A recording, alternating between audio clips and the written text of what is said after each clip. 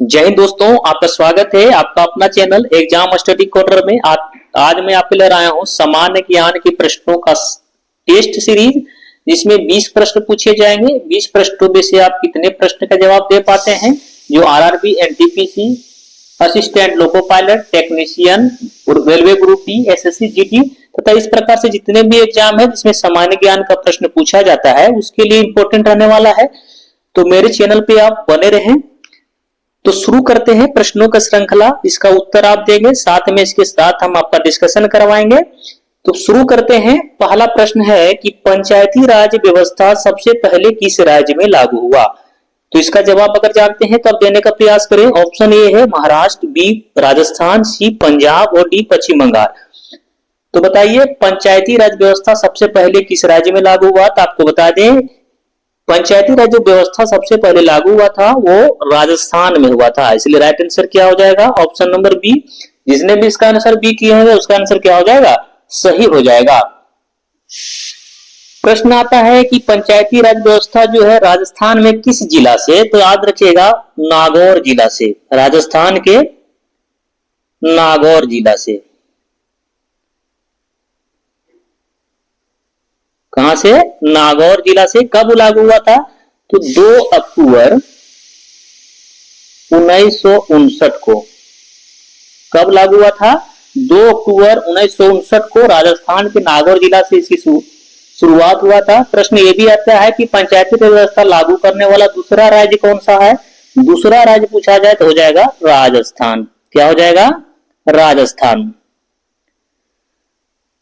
आपसे एक रिक्वेस्ट रहेगा, यदि वीडियो आपको अच्छा लगेगा तो आप लाइक जरूर करिएगा तथा चैनल पे पहली बार आए हैं तो चैनल को सब्सक्राइब भी जरूर कर लीजिएगा। पंचायती राज व्यवस्था लागू करने वाला प्रश्न पूछ रहा है, तो कब लागू हुआ था। तो 2 अक्टूबर 1959 ईस्वी को राजस्थान पहला राज्य था। दूसरा राज्य पूछा जाए क्या हो जाएगा, सॉरी आंध्र प्रदेश। दूसरा राज्य आंध्र प्रदेश। दूसरा राज्य क्या हो जाएगा, आंध्र प्रदेश। पहला राज्य राजस्थान। कब लागू हुआ, 2 अक्टूबर 1959 को। किसके सिफारिश पे, बलवंत राय मेहता की सिफारिश पे। क्या है, बलवंत राय मेहता सिफारिश जो हुआ उसके आधार पे ही इसे पंचायती राज व्यवस्था को राजस्थान में लागू किया गया था। अगला प्रश्न को देख लेते हैं।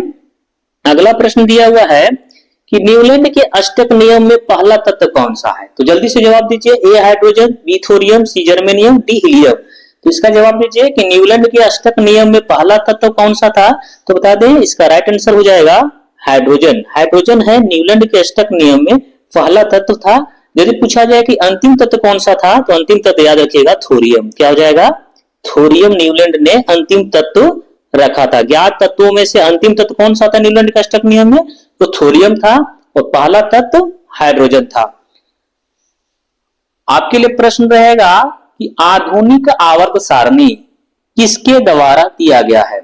प्रश्न है, ध्यान से सुनेंगे कि आधुनिक आवर्त सारणी जो है किसके द्वारा दिया गया है। तो बता दें इसका जवाब आपको देना है, तो जवाब जल्दी से कमेंट में देने का प्रयास करें कि आधुनिक आवर्त सारणी किसके द्वारा दिया गया है। यदि जानते हैं तो कमेंट में जरूर बताइए। अगला प्रश्न की ओर देखते हैं। अगला प्रश्न दिया हुआ है, दक्षिण अफ्रीका में पाए जाने वाले समशीतोष्ण कटिबंधीय घास भूमि या मैदान को क्या कहा जाता है। ऑप्शन है ये पंपास, बी वेल्ड, सी डाउन्स और डी दिया हुआ है प्रेरी। तो आपको बता दें दक्षिण अफ्रीका में जो समशीतोष्ण घास का जो मैदान है उसे क्या कहा जाता है, तो कहा जाता है वेल्ड। इसका राइट आंसर क्या हो जाएगा, ऑप्शन नंबर बी इसका राइट आंसर हो जाएगा वेल्ड। प्रश्न पूछा जाता है कि पंपास का घास का मैदान कहाँ है। तो याद रखिएगा दक्षिण अमेरिका, दक्षिण अमेरिका के अर्जेंटीना में।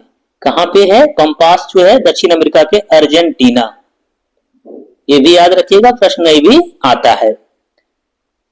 यदि डाउन्स पूछा जाए तो कहां हो जाएगा, डाउन्स पाया जाता है ऑस्ट्रेलिया। डाउन्स ऑस्ट्रेलिया में पाया जाता है। यदि प्रश्न पूछा जाए प्रेरी घास का मैदान, प्रेरी से याद रखिएगा उत्तरी, उत्तरी प्रेरी में उत्तरी जो ये री आ रहा है, उत्तरी भी आ रहा है और ये प्रेरी में आ रहा है, तो क्या हो जाएगा उत्तरी अमेरिका। अगला प्रश्न दिया हुआ है, चौथा नंबर प्रश्न को देख लेते हैं कि विधान परिषद की सदस्यता के लिए न्यूनतम आयु क्या होनी चाहिए। तो जल्दी से जवाब दीजिए कि विधान परिषद की सदस्यता के न्यूनतम आयु सीमा है वो कितनी होनी चाहिए। तो बता दें कि न्यूनतम सीमा विधान परिषद के लिए चाहिए कितना, हो जाएगा 30 वर्ष। राइट आंसर इसका क्या हो जाएगा, ऑप्शन नंबर 20 का राइट आंसर हो जाएगा 30 वर्ष। प्रश्न पूछता है लोकसभा के लिए न्यूनतम आयु, तो हो जाएगा 25 वर्ष, राज्यसभा और विधान परिषद के लिए 30 वर्ष, राष्ट्रपति और राज्यपाल के लिए 35 वर्ष, और पंचायत चुनाव लड़ने के लिए न्यूनतम उम्र सीमा कितना होना चाहिए, 21 वर्ष होना चाहिए। प्रश्न बहुत ही इंपॉर्टेंट प्रश्न आता है कि विधान परिषद अभी तक वर्तमान में कितने राज्यों में लागू है, तो याद रखिएगा 6 राज्यों में। कितने राज्यों में, 6 राज्यों में। वह राज्य कौन कौन से हैं, याद करने के ट्रिक्स प्रकार आपको बता देते हैं। 6 राज्य है, TUMBKA।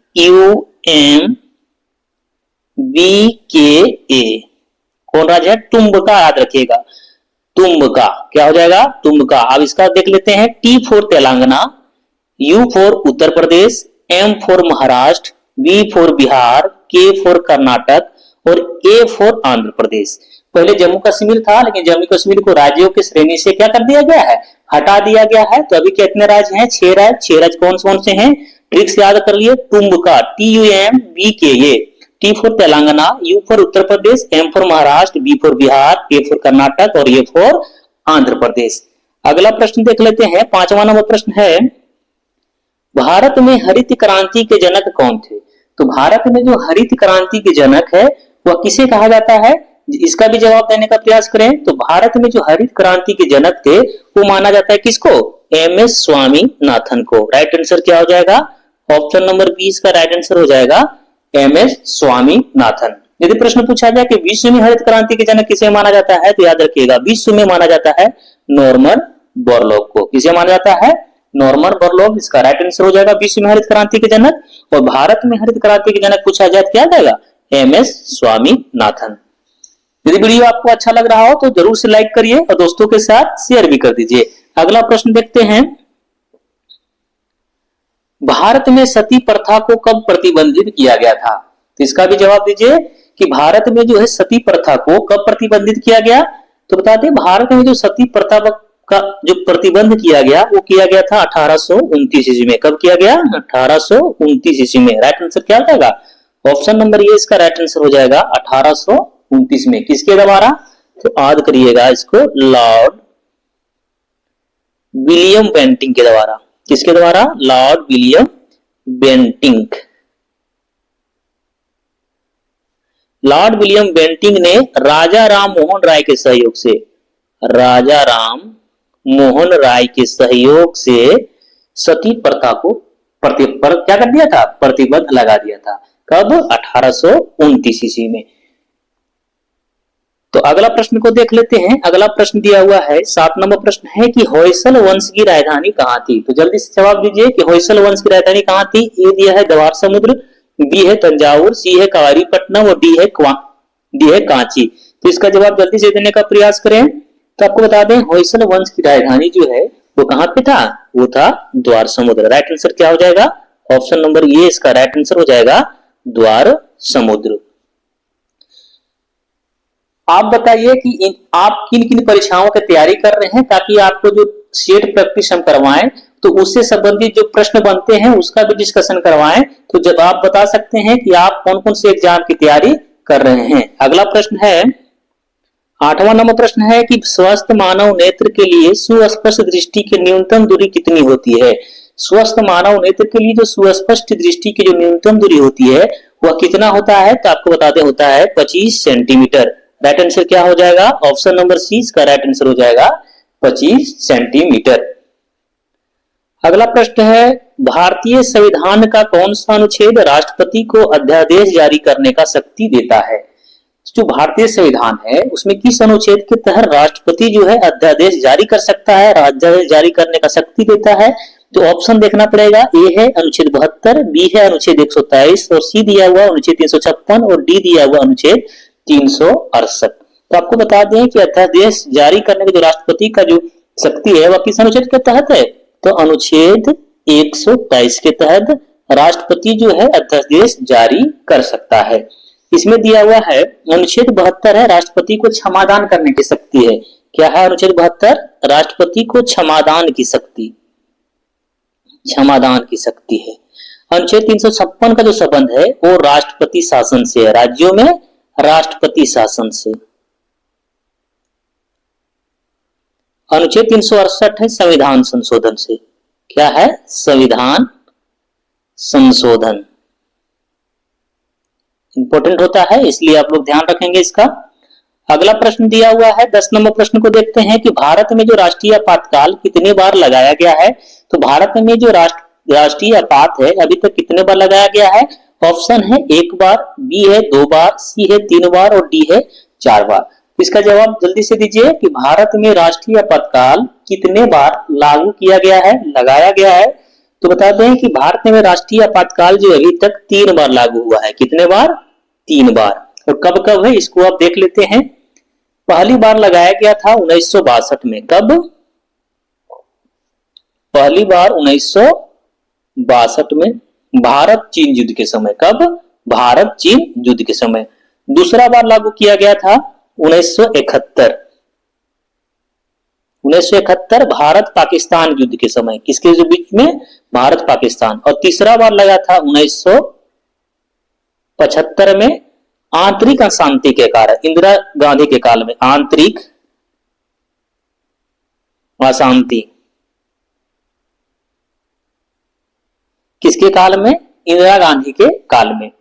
अगला प्रश्न दिया हुआ है, इसी में प्रश्न और आता है कि राष्ट्रीय आपातकाल 3 बार, पर प्रश्न आता है वित्तीय आपातकाल कितने बार लागू हुआ है। तो एक भी बार नहीं लागू हुआ, 0 बार। कितने बार? वित्तीय आपातकाल 0 बार।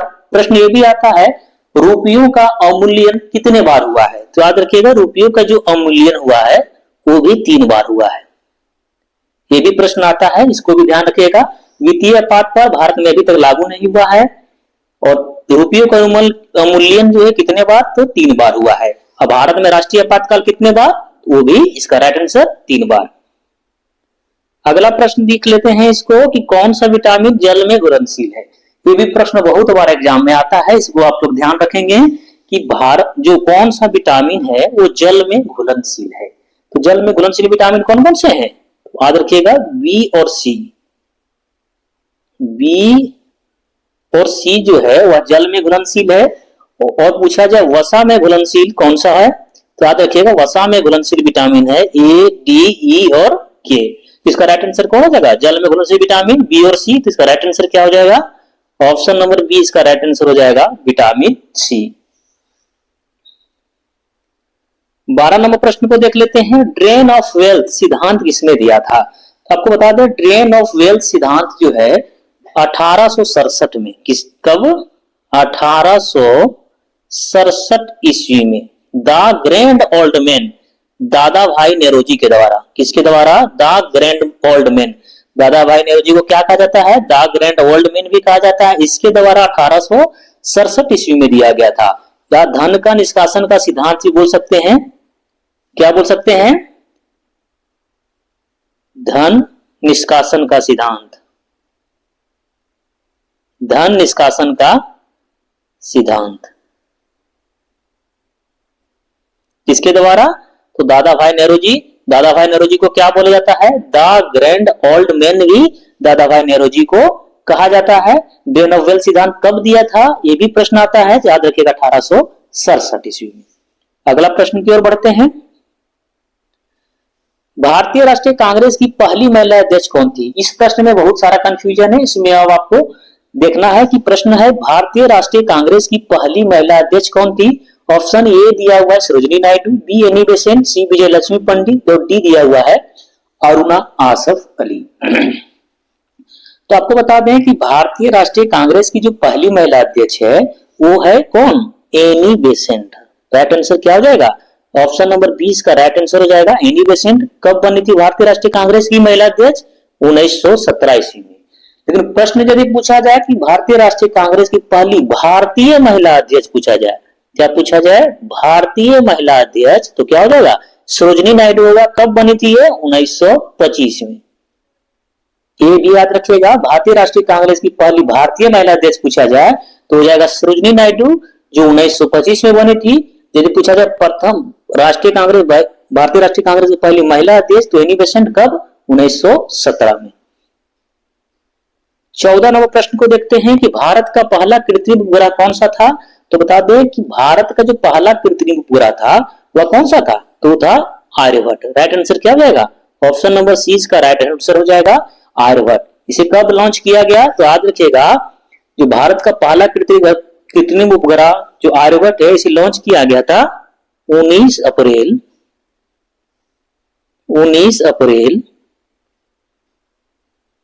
1975 को। कब, 19 अप्रैल 1975 को। किसके सहयोग से पूछता है प्रश्न, तो याद रखिएगा सोवियत संघ के सहयोग से, सोवियत संघ के सहयोग से आर्यभट्ट को छोड़ा गया था। नेक्स्ट प्रश्न को देख लेते हैं, भारतीय संविधान में वित्त आयोग का उल्लेख किस अनुच्छेद में है। तो भारतीय संविधान में जो वित्त आयोग है वह किस उल्लेख इसका जो है किस अनुच्छेद में किया गया है, तो याद रखिएगा वित्त आयोग की जो नियुक्ति है वह किसके द्वारा, राष्ट्रपति के द्वारा। राष्ट्रपति जो है वित्त आयोग की नियुक्ति अनुच्छेद 280 के तहत, किसके तहत, अनुच्छेद 280 के तहत राष्ट्रपति जो है वित्त आयोग की नियुक्ति करता है 280 के तहत। इसलिए राइट आंसर क्या हो जाएगा, ऑप्शन नंबर 20 का राइट आंसर हो जाएगा अनुच्छेद 280 में वित्त आयोग का उल्लेख किया गया है जो राष्ट्रपति के द्वारा किया जाता है। प्रश्न आता है कि अनुच्छेद 324 का उल्लेख किसके लिए, निर्वाचन आयोग, किसके लिए है, निर्वाचन आयोग के लिए है। अनुच्छेद 356 राष्ट्रपति, राज्यों में राष्ट्रपति शासन।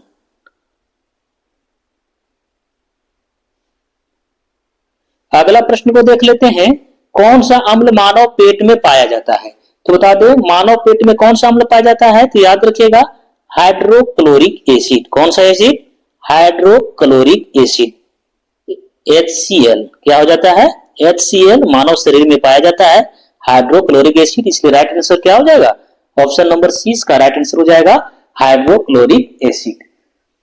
अगला प्रश्न को देख लेते हैं। अगला प्रश्न दिया हुआ है, भारतीय संविधान में संविधान की आत्मा किसे कहा जाता है। ये भी प्रश्न बहुत ही इंपॉर्टेंट प्रश्न है, इसमें भी कंफ्यूजन है। ये भी ऑप्शन देख लेते हैं, इसका जवाब देने का प्रयास करें। ऑप्शन है ए मौलिक अधिकार, बी दिया हुआ है प्रस्तावना, सी राज्य के नीति निर्देशक तत्व और डी दिया हुआ है न्यायिक समीक्षा। तो भारतीय संविधान में जो संविधान की आत्मा, क्या पूछ रहा है, संविधान की आत्मा किसे कहा जाता है, तो जल्दी से जवाब देने का प्रयास करें। तो बताते हैं कि भारतीय संविधान की जो आत्मा है वो कहा जाता है प्रस्तावना को। राइट आंसर क्या आ जाएगा, ऑप्शन नंबर 20 का राइट आंसर हो जाएगा प्रस्तावना। लेकिन प्रश्न पूछा जाए कि भीमराव अंबेडकर ने किसे संविधान का हृदय और आत्मा कहा था, किसे क्या कहा था, हृदय और आत्मा किसने कहा था, तो B R Ambedkar, B R Ambedkar. B R Ambedkar ने संविधान का हृदय और आत्मा किसे कहा था, तो अनुच्छेद 32 को कहा था। किसे, अनुच्छेद 32। अनुच्छेद 32 क्या है, संवैधानिक उपचारों के अधिकार को भीमराव अंबेडकर ने संविधान का हृदय और आत्मा कहा था। क्या कहा था, भीमराव अंबेडकर ने अनुच्छेद 32 जो क्या है संवैधानिक उपचारों का अधिकार है उसे हृदय और आत्मा कहा था संविधान का। लेकिन भारतीय संविधान का आत्मा किसे कहा जाता है, तो याद रखिएगा प्रस्तावना को। इसमें कंफ्यूजन नहीं रहना है, जिस प्रकार से प्रश्न आए उस प्रकार से इसका उत्तर देना है। वीडियो यदि अच्छा लग रहा हो तो लाइक करिए, तथा चैनल पे पहली बार आए हैं तो चैनल को सब्सक्राइब भी कर लीजिए ताकि आपको इस प्रकार से वीडियो मिलता रहे। अगला प्रश्न है 18 नंबर प्रश्न है कि मानव शरीर में आरबीसी का निर्माण कहाँ होता है। तो याद रखिए मानव शरीर में जो आरबीसी का निर्माण होता है वह कहाँ पे होता है, तो होता है अस्थि मज्जा में। इसका राइट आंसर क्या हो जाएगा, ऑप्शन नंबर सी इसका राइट आंसर हो जाएगा अस्थि मज्जा। प्रश्न आपके लिए रहेगा कि आरबीसी का जीवन काल क्या होता है। आरबीसी का जो जीवन काल है, आरबीसी का जीवन काल कितना होता है, तो याद रखिए 120 दिन। क्या होता है, आरबीसी का जीवन काल कितना होता है, 120 दिन होता है। प्रश्न पूछा जाए आपके लिए प्रश्न है कि मानव शरीर की सबसे बड़ी ग्रंथि कौन सी है। इसका जवाब आप लोग दीजिए कि मानव शरीर की जो सबसे बड़ी ग्रंथि है वह कौन सा है। इसका जवाब अगर जानते हैं तो कमेंट में जरूर बताइए। अगला प्रश्न है 19 नंबर प्रश्न दिया हुआ है, पृथ्वी का सबसे नजदीकी ग्रह कौन सा है? तो याद रखिएगा, पृथ्वी का सबसे नजदीकी ग्रह जब पूछा जाए तो क्या हो जाएगा? शुक्र ग्रह। राइट आंसर क्या हो जाएगा? ऑप्शन नंबर 20 का राइट आंसर हो जाएगा शुक्र ग्रह। क्या होगा? शुक्र ग्रह हो जाएगा। शुक्र ग्रह को सुबह का तारा और भोर का भी तारा कहा जाता है। सुबह का तारा और भोर का तारा किसे कहा जाता है? शुक्र को ग्रह को कहा जाता है। मंगल ग्रह को कौन क्या कहा जाता है? लाल ग्रह। लाल ग्रह कहा जाता है मंगल ग्रह को। और बुध, प्रश्न पूछा है कि सूर्य के सबसे नजदीकी ग्रह कौन सा हो जाएगा? बुध ग्रह। सूर्य के सबसे नजदीक का ग्रह बुध ग्रह है। यह सबसे छोटा ग्रह भी है। और सबसे बड़ा ग्रह की बात किया जाए, सबसे बड़ा ग्रह का कौन सा हो जाएगा? तो हो जाएगा बृहस्पति। अगला प्रश्न देख लेते हैं, सेट का अंतिम प्रश्न है। तो इस प्रश्न का जवाब आप लोग दीजिए कि भारतीय संविधान में मौलिक कर्तव्य जो है किसी देश के संविधान से लिया गया है? तो आप बताइए। ऑप्शन ए है अमेरिका, बी रूस, सी आयरलैंड और डी दिया हुआ है फ्रांस। तो इसका जवाब जल्दी से देने का प्रयास करें कि जो भारतीय संविधान है उसमें जो मौलिक कर्तव्य है वह किस देश के संविधान से लिया गया है? तो आपको बताते हैं मौलिक कर्तव्य जो है लिया गया है रूस के संविधान से। किस संविधान से? रूस के संविधान से। इसलिए राइट आंसर क्या हो जाएगा? ऑप्शन नंबर 20 का राइट आंसर हो जाएगा रूस की संविधान से मौलिक कर्तव्य को लिया गया है। मौलिक अधिकार कहां के संविधान से? याद रखिएगा, जो मौलिक अधिकार है,